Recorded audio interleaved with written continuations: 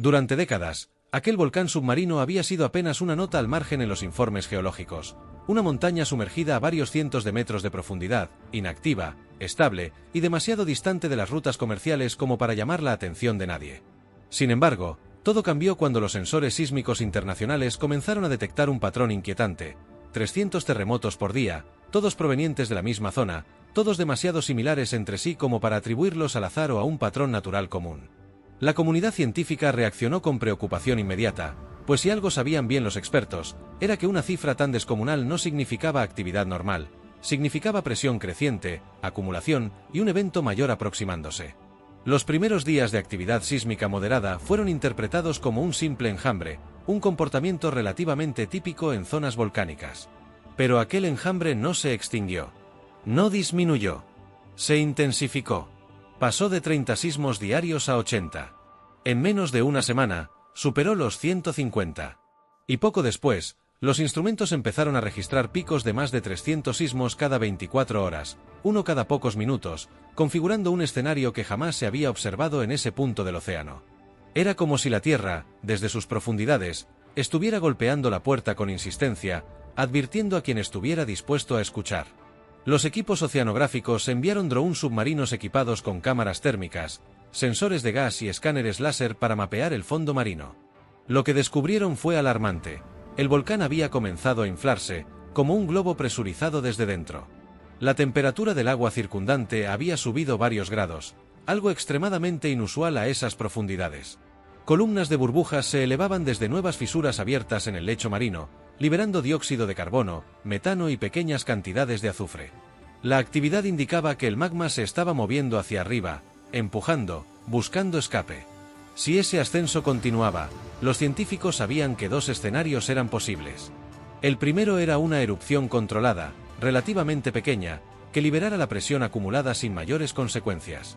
El segundo, en cambio, era el escenario que nadie quería contemplar: una erupción volcánica masiva, potencialmente acompañada de deslizamientos submarinos, ondas de choque y la formación de un tsunami de consecuencias impredecibles.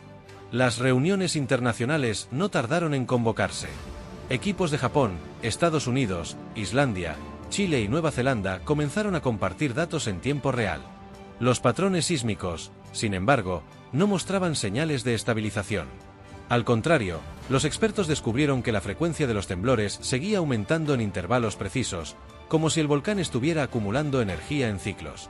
Esa precisión fue lo que más inquietó a los investigadores. Era el tipo de comportamiento que precede a grandes eventos geológicos.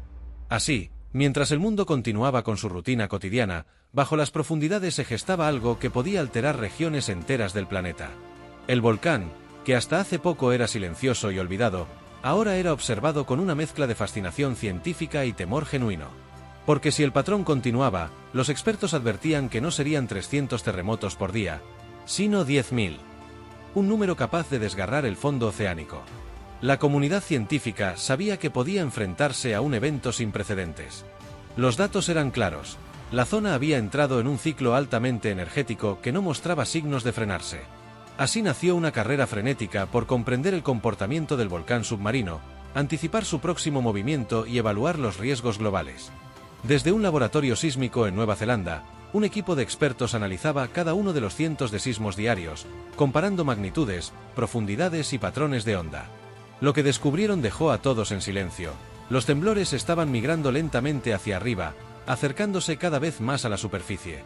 Ese ascenso indicaba que el magma no solo se movía, sino que lo hacía con una fuerza creciente. Era como ver una olla de presión a punto de estallar.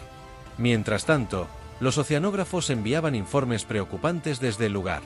La actividad térmica había aumentado tanto que el agua comenzaba a mostrar cambios químicos abruptos.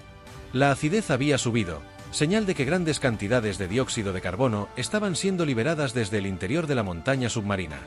Además, cámaras de alta resolución detectaron fracturas nuevas, grietas gigantescas que se abrían en cuestión de horas.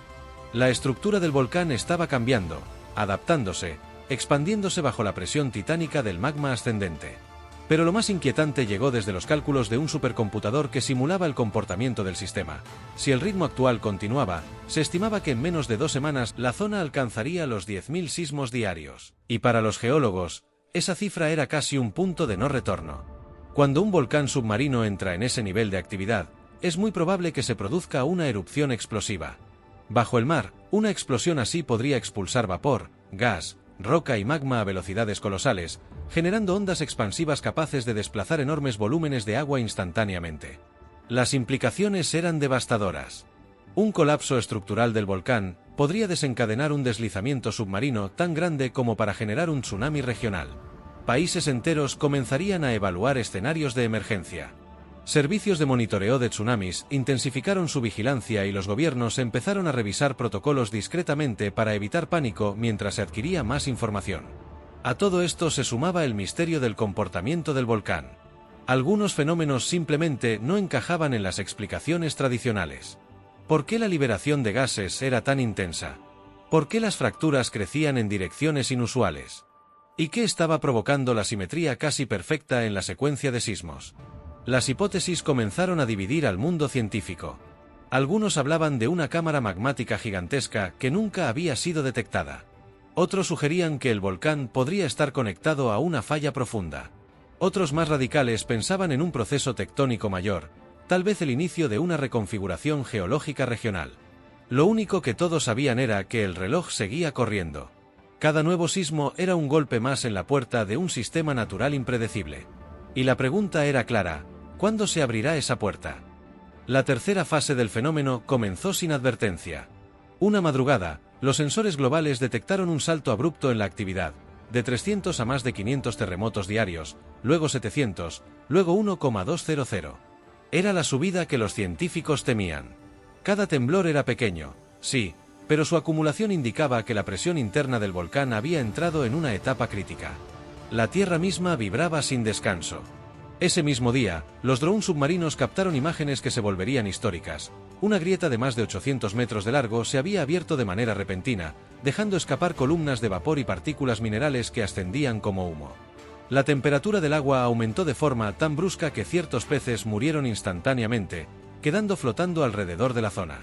El océano estaba cambiando, calentándose, burbujeando, como si el volcán exhalara con fuerza por última vez antes del estallido. Los modelos, que en un principio eran meras simulaciones, ahora se alineaban con precisión terrorífica.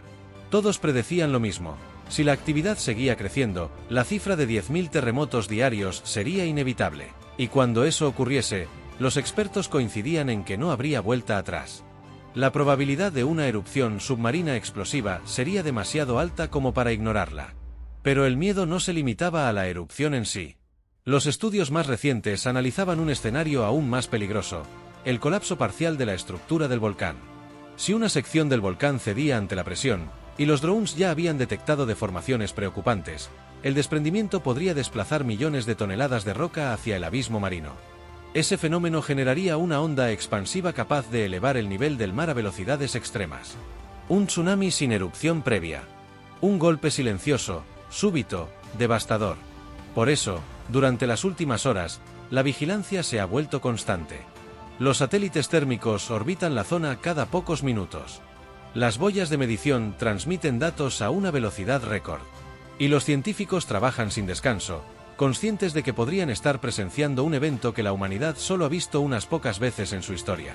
Mientras los datos fluyen, una verdad se vuelve evidente: la naturaleza no da garantías. No avisa con exactitud. Solo muestra señales. Este volcán submarino lleva semanas gritando, y cada temblor es una letra más en el mensaje que intenta enviar. Nadie sabe si el final de la historia será un espectáculo geológico controlado o un desastre global. Pero lo que sí se sabe es que estamos observando un proceso extraordinario y peligroso, uno que está desafiando nuestros límites tecnológicos, científicos y humanos. Y así, con el aumento constante de la actividad sísmica, el planeta espera. Observa. Vigila. Porque quizás, en cualquier momento, el océano podría romper su silencio. Gracias por llegar hasta el final. Si quieres más historias, análisis y narrativas épicas como esta, no olvides dejar tu like y suscribirte. Nos vemos en un próximo episodio informativo de lo que está pasando en nuestro planeta.